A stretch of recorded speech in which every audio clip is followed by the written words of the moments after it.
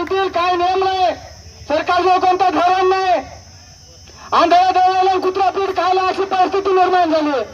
आणि ही परिस्थिती जर बदलायची असेल तर आपल्याला शिवसैनिक म्हणून, बाळासाहेबांचा शिवसैनिक म्हणून, उद्धव साहेबांचा शिवसैनिक म्हणून रस्त्यावर येणं गरजेचं आहे.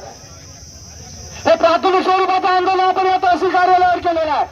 जिल्ह्यामधल्या 5 तहसील कार्यालयावर असे मोर्चे काढलेत, पण एवढ्या मोर्चावर थांबून चालणार नाही.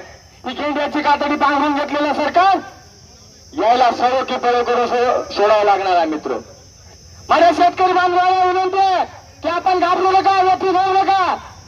तुमच्या पाठीमागे आदरणीय उद्धव साहेबांचा हात आहे, आदरणीय बाळासाहेबांचा हात आहे, आपण लक्षात घेतलं पाहिजे.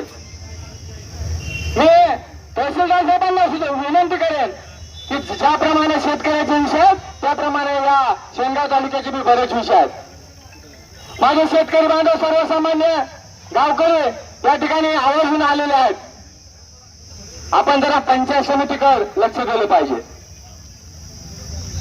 पंचायत समितीत घरकुलाच्या 15,000 चेकला 8,000 रुपये लागले,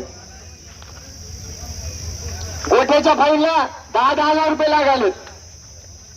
जर तुमच्याच्याने जर प्रशासन सुधरत नसेल तर आम्ही त्यांना झडकून मोकळं करू आणि निश्चितच सुधारल्याशिवाय राहणार नाही, हे लक्षात घेतलं पाहिजे.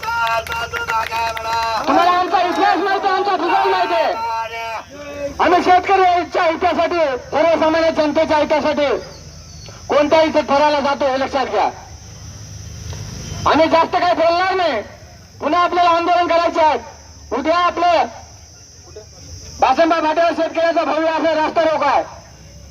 आपल्या सर्व शेतकरी बांधवांना विनंती करतो की आपण तिथं मोठ्या संख्येने उपस्थित व्हा. उद्धव साहेब तुम आगे बढ़ो, छत्रपती शिवाजी महाराज की जय.